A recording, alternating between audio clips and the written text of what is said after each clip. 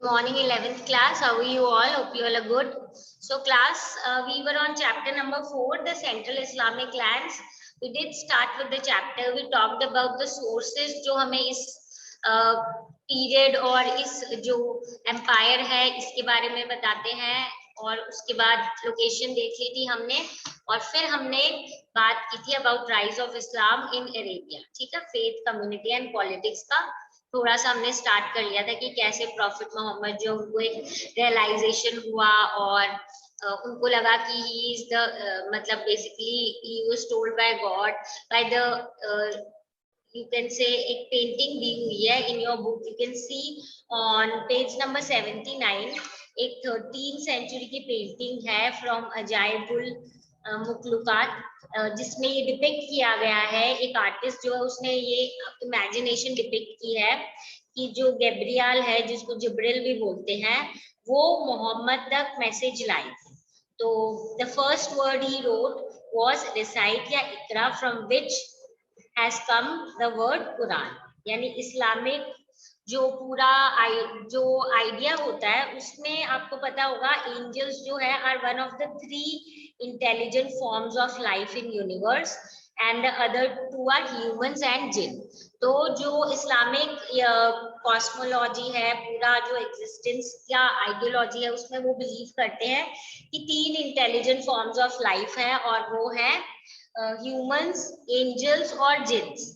तो जो एक एंजल है उन्होंने मैसेज दिया था प्रॉफिट मोहम्मद को, and then he understood as is stated in various books, he got the message that he was the messenger of the god. और फिर उन्होंने कैसे इसकी आइडियोलॉजी, जो सिंपल आइडियोलॉजीज थी जो हमने पढ़ी थी इन यस्टरडेज क्लास, कि आपको डेली प्रेयर्स करनी है, मॉरल प्रिंसिपल्स फॉलो करने हैं, जैसे कि elms and abstaining from theft, ये चीजें फॉलो करनी है. और अगर आप एक्सेप्ट कर लेते हो तो आप उम्मा के पार्ट बन जाते हो, जो ग्रुप कम्युनिटी ऑफ बिलीवर्स है उसका. और अगर आप जो जो लोग इन आइडियोलॉजीज को एक्सेप्ट करते हैं उन्हें मुस्लिम्स बोला जाता है, एंड उनको प्रॉमिस किया जाता था that you will achieve salvation on the day of judgement.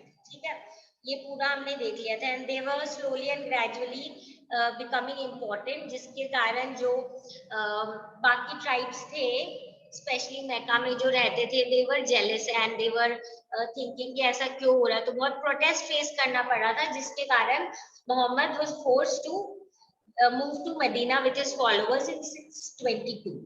और उस पूरा जो ये जर्नी है मोहम्मद की फ्रॉम मैका, इसको टर्निंग पॉइंट माना जाता है. और जो इनका मुस्लिम कैलेंडर है उसका जो बिगिनिंग है वो इसी ईयर से होता है. ठीक है, so this is basically that we have already done, and we need to now talk about the calendar. ठीक है, एक आपकी बुक में पेज नंबर 80 पे जो मुस्लिम इस्लामिक कैलेंडर है उससे रिलेटेड इंफॉर्मेशन दी हुई है.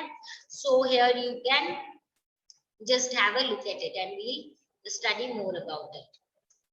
ये जो हम बात कर रहे हैं ईयर की 622 और जो पूरी जर्नी थी उसको बोलते हैं, ये जो हिजरा एरा है, it was established during the caliphate of Umar. मतलब इसको importance with the first year falling in 622 C, यानी 622 सीई को फर्स्ट ईयर माना जाता है मुस्लिम कैलेंडर का.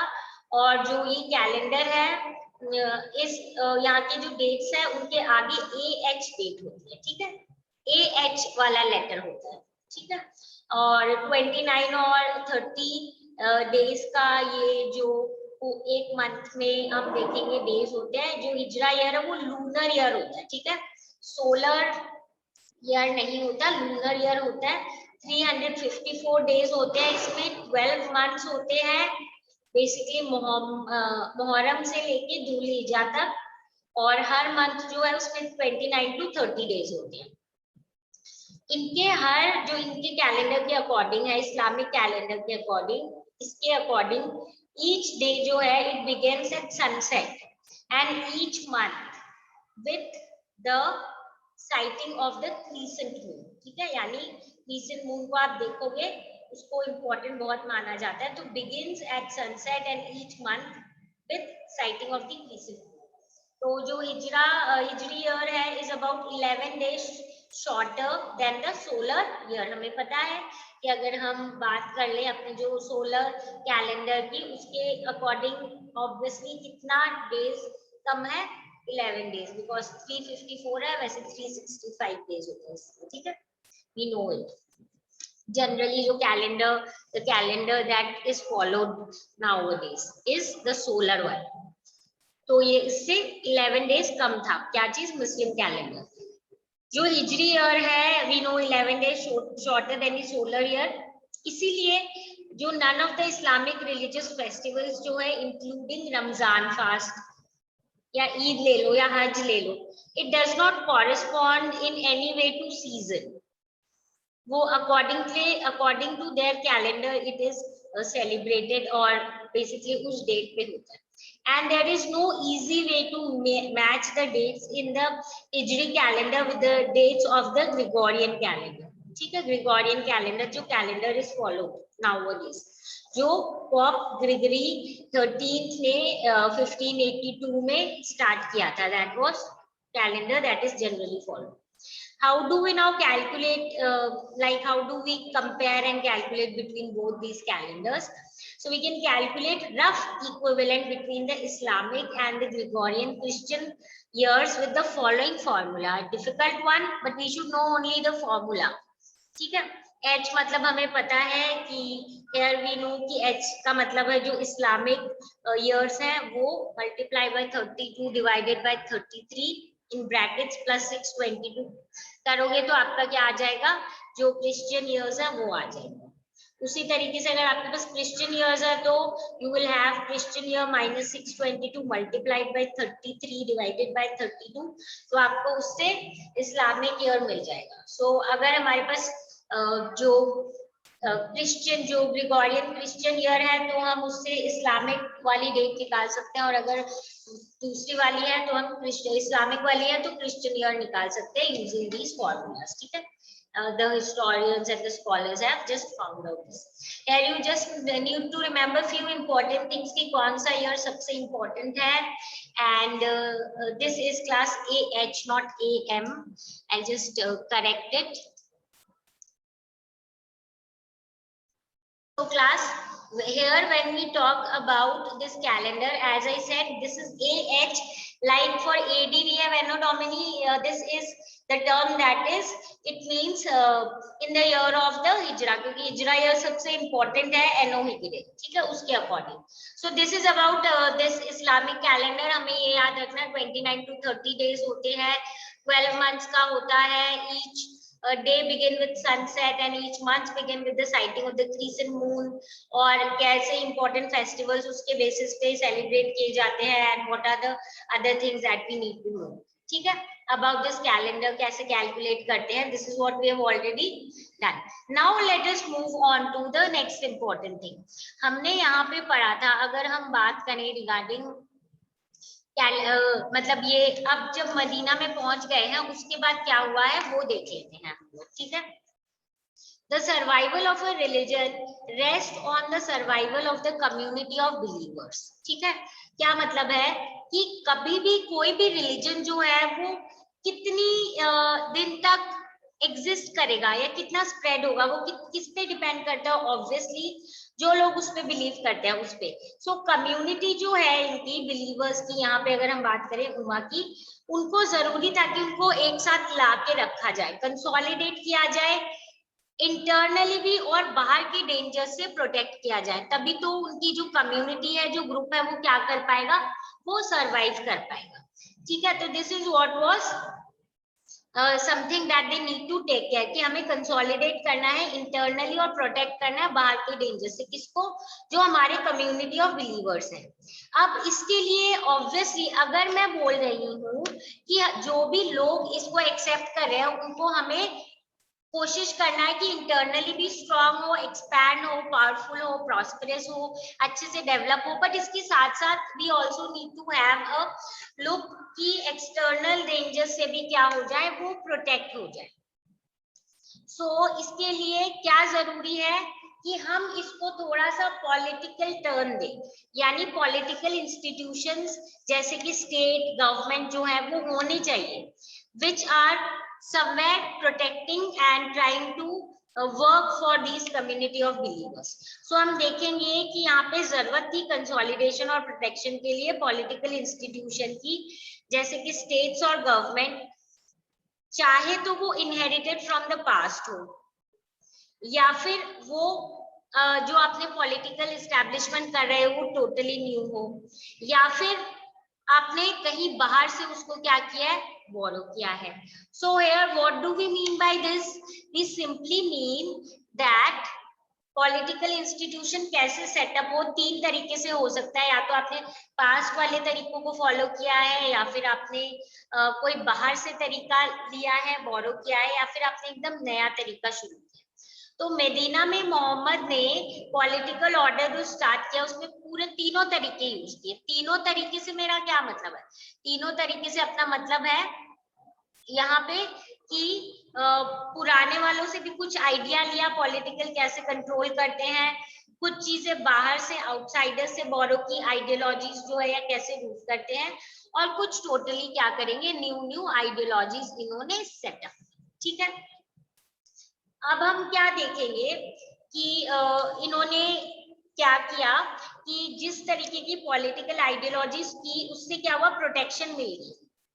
बिकॉज फॉलोअर्स जो थे उनको इस टाइम पे सबसे ज्यादा जरूरत थी कि अगर आपस में जो भी ट्राइबल ग्रुप्स की फाइट हो रही है उससे प्रोटेक्शन मिली. तो फर्स्ट उन्होंने बोला you will be provided with protection, और इसके साथ साथ जो सिटी के विद इन जो सिविल प्रॉब्लम आ रही है, सिविल स्ट्राइफ है, उसको भी हम सॉल्व करेंगे.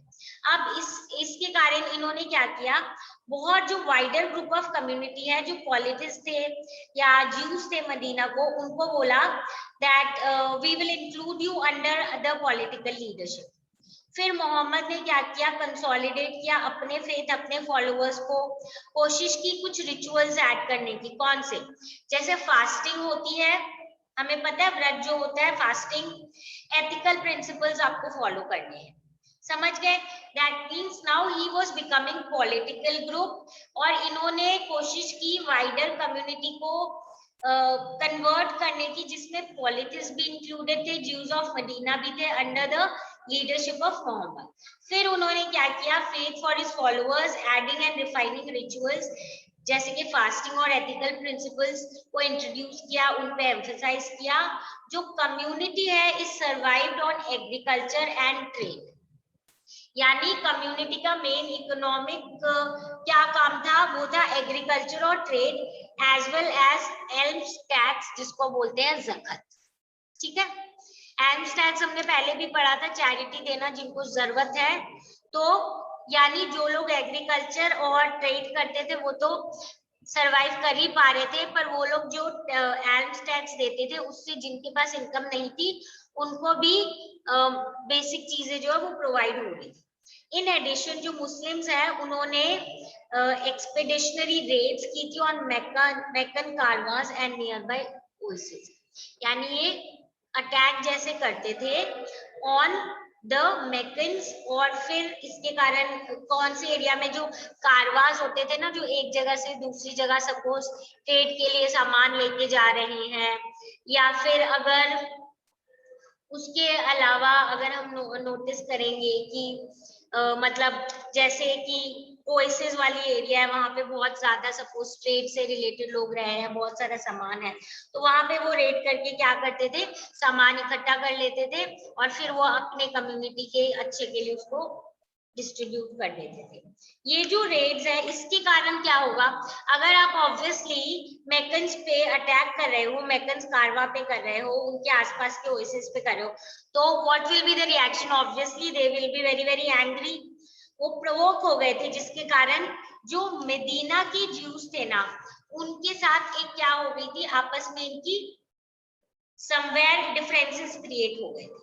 ठीक है, डिफरेंसेस हो गए थे between the Jews of Medina, because ये लोग कहीं पे अटैक कर रहे थे, कभी यहाँ पे अटैक कर रहे थे, कभी वहां पे अटैक कर रहे थे, तो ऑब्वियसली प्रॉब्लम तो क्रिएट होगी होगी. ठीक है, then we'll see that after a series of battles Mecca was conquered and Muhammad's reputation as a religious preacher and political leader spread far and wide. तो मैक्का जब पूरी तरीके से कंट्रोल में आ गया था, बिकॉज इसके बाद क्या हुआ था, सीरीज ऑफ बैटल्स हुए थे, काफी लड़ाई जैसी हुई थी, जिसके कारण मक्का जो है वो टोटली कॉन्कर हो चुका था। और जो मोहम्मद है उनका reputation as a political leader, क्योंकि उनके लीडरशिप में ही इतनी ज्यादा प्रॉस्पेरस हुई थी उनकी कम्युनिटी, तो as a political leader and also as a religious preacher, क्योंकि उनका रिलीजन भी बहुत स्प्रेड हो रहा था फार एंड वाइड। तो इससे क्या हुआ कि people now came to know about this religion, and because it became so important and so famous that we will see that now more people were wanting to join this community. Muhammad ने अब insist किया कि आप you will have to convert, ठीक है, so he now insisted on conversion as the sole criteria of the community. तो लोग अगर बोल रहे हैं हमें कम्युनिटी का पार्ट बनना है, तो मोहम्मद ने बोला कि अगर आपको कम्युनिटी का पार्ट बनना है तो आपको कन्वर्ट होना ही पड़ेगा, ठीक है। तो ऐसी हार्श कंडीशंस जो अरब के डेजर्ट एरिया में थी, और यहाँ पे ऑब्वियसली लोगों, ये जो लोग हैं जो कम्युनिटी का पार्ट बनना चाहते थे, जब इन्होंने देखा कि ऑब्वियसली इस कम्युनिटी को ज्वाइन करके फायदे ही फायदे हैं। कैसे फायदे हैं? क्योंकि ये कम्युनिटी बहुत स्ट्रांग हो गई है, इनकम वाइज भी बहुत अच्छी है, अपने कम्युनिटी के लोगों का ये लोग ध्यान रखते हैं।